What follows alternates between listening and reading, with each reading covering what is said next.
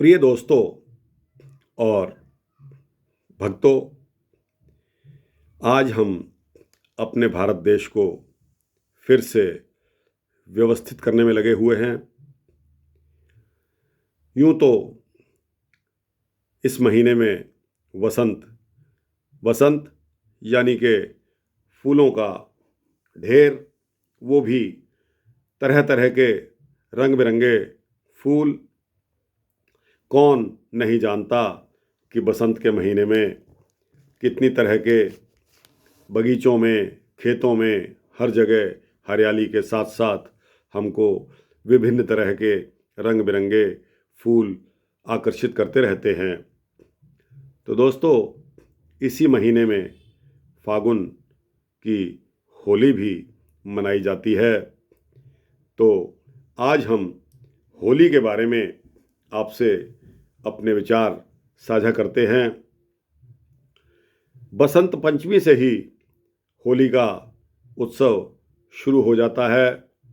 इसमें 5 रंगों से आंगन में चौक पूर कर फूलों से सजाया जाता है। फुलेरा द्वितीय से रंगों का प्रयोग शुरू हो जाता है और यह रंगों का प्रयोग होली तक नित्य रंगों और फूलों से चौक को पूर कर, सजाकर और फागुन माह के गीत गाए जाते हैं। इसमें गोबर के हथियार भी बनाकर सुखाए जाते हैं। ये सूख जाने पर बटोर कर होलिका में जलाए जाते हैं। हथियारों में खांडा और तलवार भी बनाई जाती है। खांडा तो होलिका देवी को अग्नि में समर्पित कर दिया जाता है और तलवार को रख लिया जाता है।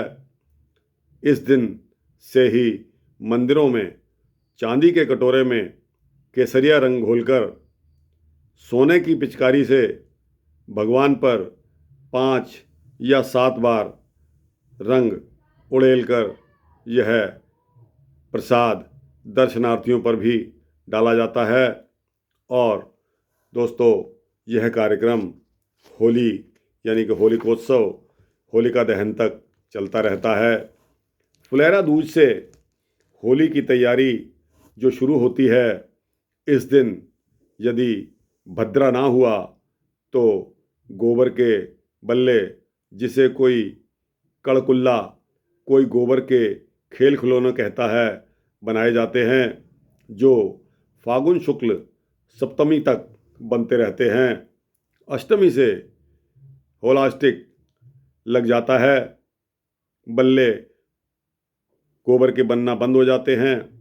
घरों में चांद, सूरज, सितारों और विभिन्न खिलौनों की आकृति के बल्ले और होलिका बनाई जाती है।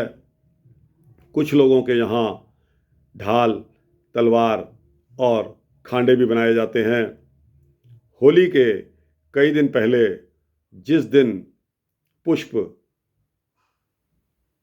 नक्षत्र हो, उस दिन शीतला जी तथा सभी देवी देवताओं के लिए गुजिया बनाई जाती हैं।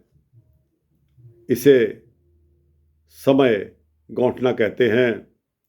समो गौंठना का मतलब है कि पिछला साल बहुत अच्छा निकला, अगला साल और भी अच्छा हो, मीठा हो, इसलिए मिष्ठान इत्यादि बनाकर शीतला जी और होलिका के लिए रखकर उस दिन भी भगवान को भोग लगाकर सबको प्रसाद के रूप में बांटा जाता है।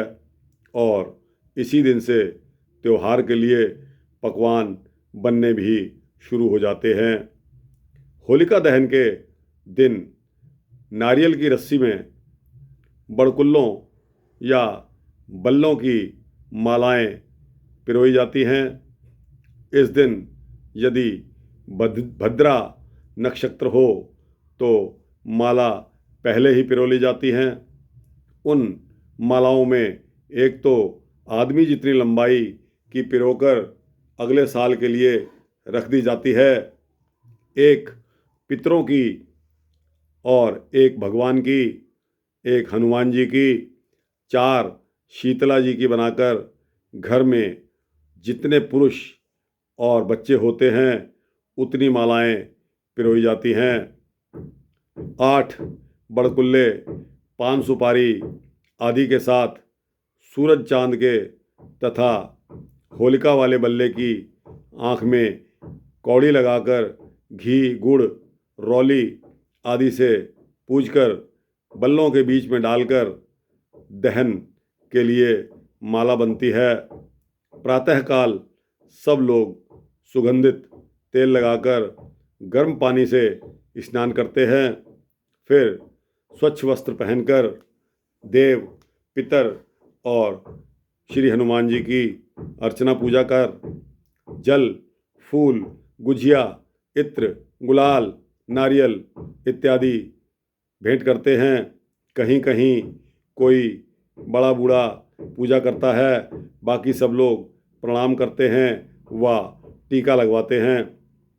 सबका हाथ लगवाकर नारियल, तिल या कोई भी तेल चौराहे पर भैरव जी के लिए रखी ईंट पर डाल दिया जाता है।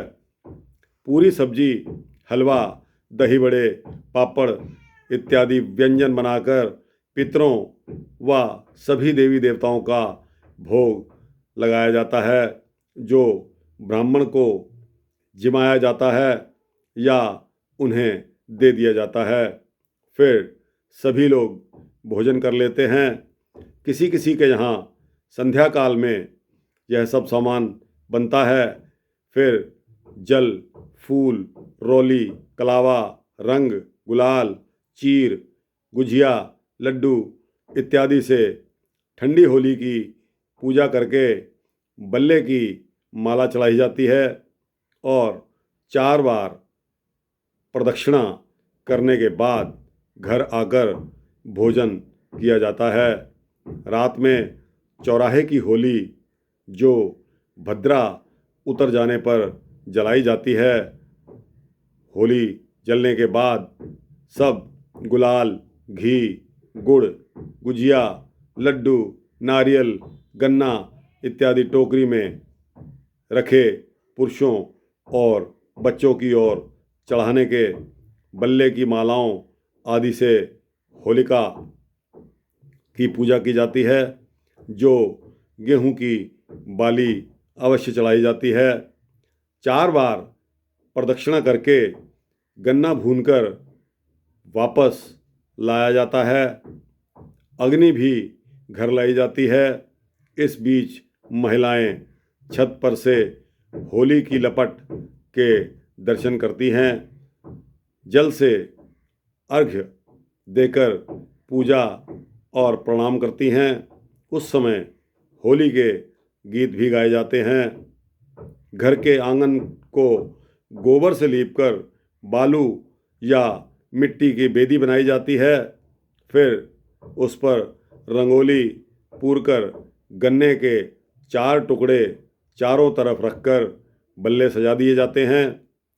होलिका से आई हुई अग्नि बीच में रख देते हैं। एक लोटा जल भी रख दिया जाता है।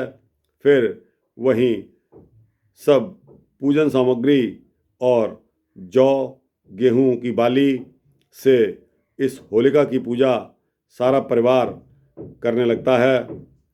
ऐसा लोकमत है कि होलियों की पहली लपट नहीं दिखाई देनी चाहिए।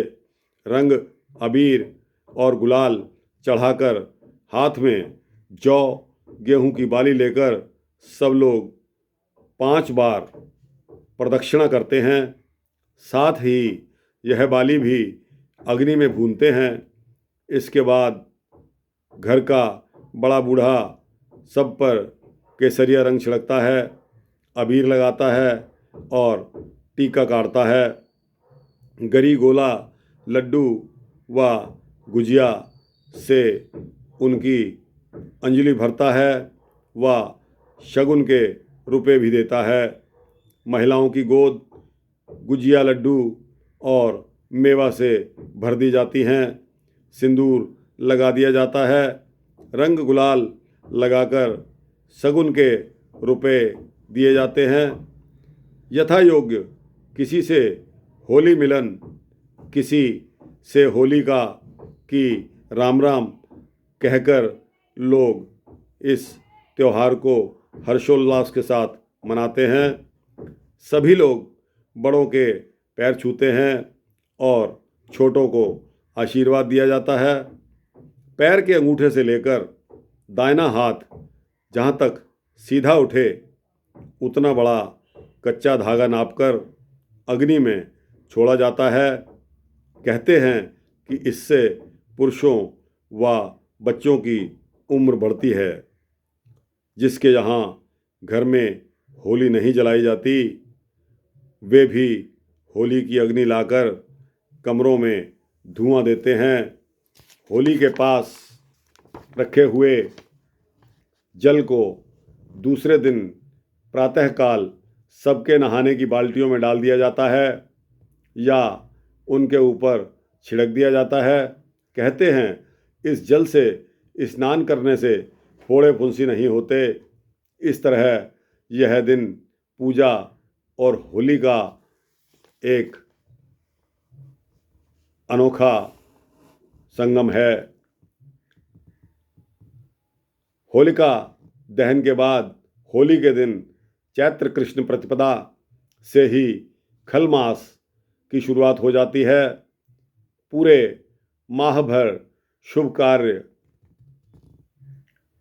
कर बहू बेटियों की विदाई का निषेध रहता है, किंतु नवरात्र के 9 दिन कोई भी शुभ कार्य बिना शुभ साइन के विचार के किया जाता है, क्योंकि ये देवियों के दिन होते हैं। इसमें देवी माँ सारे अशुभ का निवारण करके मंगल का आशीर्वाद देती हैं। तो दोस्तों, यह थी हमारे मुख्य त्यौहार होली की मान्यता और उसके बारे में जो हम क्रियाकलाप करते हैं, किस प्रकार मनाते हैं, कितने हर्षोल्लास के साथ मनाते हैं। मैं यह मानता हूँ कि महंगाई के इस दौर में लोगों को इतना कुछ जुटाने में बहुत ही दिक्कतों का सामना करना पड़ता है, मगर फिर भी जो इस त्यौहार को मनाने का विधि विधान है वो मैं आपके समक्ष रखा है। अगर दोस्तों पसंद आए तो इसको लाइक, शेयर और सब्सक्राइब करना ना भूलें। दोस्तों, आप तक इसी तरह के वृतांत पहुंचते रहें और आप जैसे और जानने वाले लोगों को आप शेयर करके पहुंचा सकते हैं। मैं आपका आभारी रहूँगा। तब तक के लिए धन्यवाद।